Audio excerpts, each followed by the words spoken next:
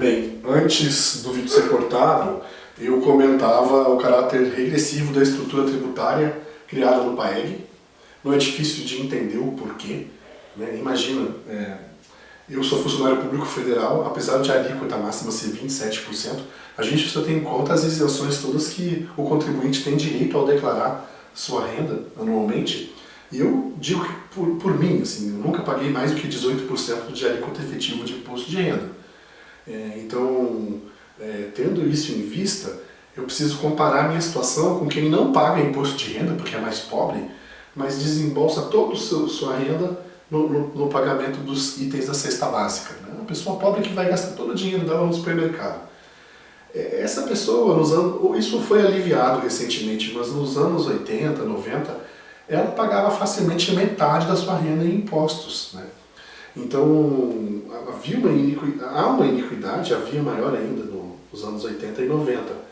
Agora, se você faz a comparação do Brasil, a estrutura tributária aqui criada com a estrutura tributária de outros países da OCDE, você não é muito difícil verificar o quanto que essa estrutura ela é perversa.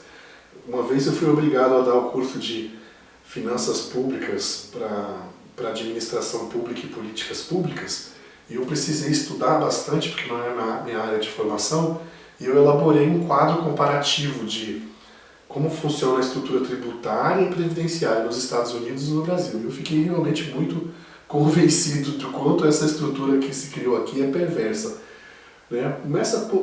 Começa pelo fato de que lá você tem a incidência do imposto de transferência de patrimônio e de renda muito alto.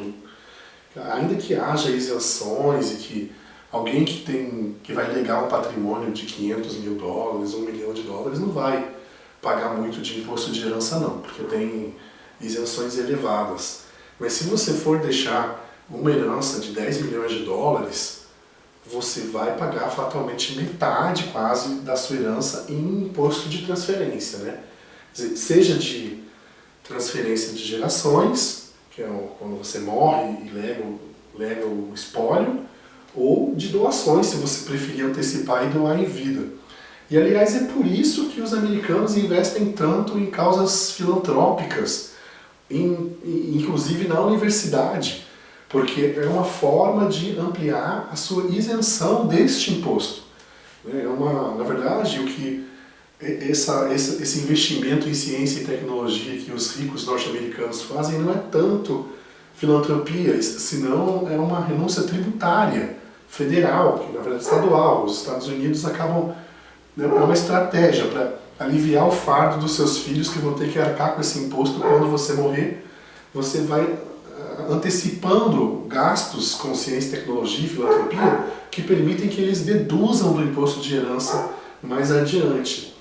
E aqui no Brasil, o valor que a gente paga para transferir riqueza é nada, né? Eu posso pegar as joias de uma pessoa que morreu, entregar para a filha e não paga nada, né? Nesse curso eu me lembro de ter inclusive trazido a discussão sobre como funciona esse mesmo sistema de imposto de herança na Grã-Bretanha. E eu fiquei impressionado que hoje eu levei para a apresentação do PowerPoint um flyer que era distribuído pela Receita Federal, entre aspas, da Grã-Bretanha, nos casamentos, porque os presentes de casamento são tributados, né, para você não ter ali uma válvula de escape do imposto de herança. Então vinha lá um valor isento, mas era baixo, assim, era coisa de 1.000 libras, para quem era ali da família dos noivos, papai e mamãe. Se fosse amigo dos noivos já era bem menos que 1.000 libras, eu não me lembro agora do valor, mas era bem menos, né? E se fosse do círculo de amigos, não, você vai ter que dar um presente normal, entendeu? De 100 libras. Se você resolver que vai dar uma lancha para os noivos, você vai ter que pagar o valor correspondente ao imposto de herança, porque o imposto de herança também ele só funciona se tiver um gêmeo, que é o imposto de doações. Senão as pessoas não legam herança e doam patrimônio, né? Isso não existe no Brasil, né? As pessoas se casam, elas ganham um apartamento, imagina, e não pagam imposto nenhum. Né? Para não falar que a alíquota cobrada em alimentos da cesta básica é muito onerosa. Né? Então, bem, outra forma de olhar isso é olhar também o sistema previdenciário, para ver o quão regressivo é. Se a pessoa tem que pagar muito para receber uma aposentadoria muito magra, né? Em que classe social você está olhando também, comparar entre as classes sociais. Mas assim, o PAEG não criou o sistema previdenciário, então o nosso foco aqui é o sistema tributário. Né? E com certeza ele é muito regressivo à luz da média dos países capitalistas da OCDE, que é com quem a gente deveria fazer a comparação, já que o capitalismo no Brasil está se formando aqui. Isto dito, né, vamos falar de uma outra coisa interessante. O diagnóstico peculiar da inflação que a equipe do governo fazia. Né? Nesse momento, a gente tem sempre a discussão sobre se a inflação é de demanda ou ela é de custos, e a equipe do PAEG definia que a inflação tinha a ver com a inconsistência da política distributiva. O investimento ele tendia a ser maior que a poupança, o gasto público maior que a arrecadação, e os salários eles eram altos demais para o nosso nível de produtividade. E a proposta da equipe era aumentar a poupança para fazer frente ao investimento, aumentar a taxação para permitir que o gasto público se mantenha com um lastro de uma arrecadação condizente, né? E reduzir os salários, porque os salários estavam muito altos. Na ideia do governo isso era por causa das pressões sindicais, governo Jango, etc. Para ajustar a questão da poupança, já veio aqui o que foi feito, o FGTS e o PIS. Né? Fazer a poupança compulsória decolar. Para que se aumentasse a taxação, essa reforma tributária toda que eu mencionei, regressivo ou não, ela aumentava a arrecadação. E no caso dos salários, se propunha que a política de correção salarial fosse dura, fosse, como se dizia na época, roxo. Tá? E isso vai produzir um aumento muito, muito acentuado no índice de Gini. Houve uma grande controvérsia na época, porque o sistema político é fechado e você não pode rodar o índice de Gini e sair divulgando, falando que o governo está aumentando a concentração de renda, não, que isso é perigoso, né? Tive um professor da Unicamp, o Rodolfo Hoffmann, que entrou nessa controvérsia, mas com custos pessoais muito altos. Enfim, o regime militar aumentou o índice de Gini brutalmente. Mas não foi o regime militar todo, foi o PAEG. Foi esse o momento, o milagre, o PAEG, em que a concentração de renda dispara no Brasil. Não é o governo Geisel ou o governo Figueiredo. E isso é consequência da reforma tributária e da política salarial do governo. Tá? Então, quando vocês pensarem qual a perspectiva que a equipe do PAEG tinha da inflação, a expressão a lembrar é a inconsistência da política distributiva.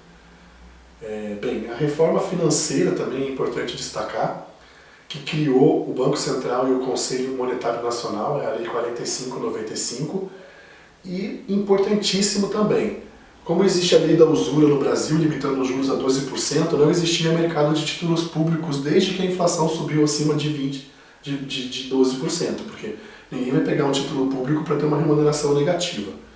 Então, o mercado de títulos da dívida pública estava evoluído no Brasil. O Estado se financiava com bancos.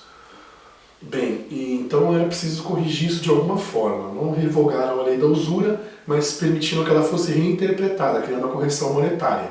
Então, doravante vai ser 12% o máximo de juros, mas disso debitado já antes da correção monetária. Tá? Então, isso vai permitir recriar títulos da dívida pública. Vão ser lançadas as ORTNs, Obrigações Reajustáveis do Tesouro Nacional. Ela fixa uma taxa de juros consistente com a lei da usura, mas também ela vai ter um prêmio pós-fixado que é relacionado à inflação do período, que vai ser apurada depois. Também é uma medida importantíssima para angariar mais recursos, ou seja, aquele desequilíbrio antes apontado entre taxação e gasto do governo, para que haja mais taxação, dando lastro ao nível de gastos do governo. Outra questão interessante também é a política habitacional, criou-se o Sistema Financeiro da Habitação, o SFH, né, que permitia que você angariasse recursos do fundo de garantia por tempo de serviço para investimento residencial. É claro, isso foi muito exitoso no sentido de que a construção civil decola durante o milagre, mas foi muito injusto também, porque o tipo de empréstimo que o Sistema Financeiro da Habitação dá é muito rígido, o tipo de documentação que é exigida é muito rígido, para que sejam diminuídos os custos de inadimplência do sistema. E isso acaba levando à cobrança de uma entrada elevada, que somado aos custos cartoriais que são elevados no Brasil, isso era uma barreira à entrada no sistema que quase confinava os financiamentos residenciais à classe média, profissional. A camada trabalhadora de baixa qualificação ficava excluída. Não foi só o sistema financeiro da habitação, né, ele é composto também de associação de poupança e empréstimo. Muitas vezes um órgão do setor público tinha uma associação de poupança e empréstimo, em que as pessoas podiam colocar depósitos nessa associação e com os recursos desses depósitos era possível financiar a residência a partir de determinados critérios, como por exemplo, anos de casa, anos de serviço naquele órgão, né? Ter depositado ali por tanto tempo, tanto valor, e aí depois de preenchidos os requisitos você conseguia ali obter o financiamento. E eles também tentaram criar um sistema de letras imobiliárias, que seria angariar recursos por meio da venda de um título privado, recursos para investimento residencial. Isso não deu certo. Não deu certo porque é muito difícil retomar a casa quando há inadimplência, nesse momento, né?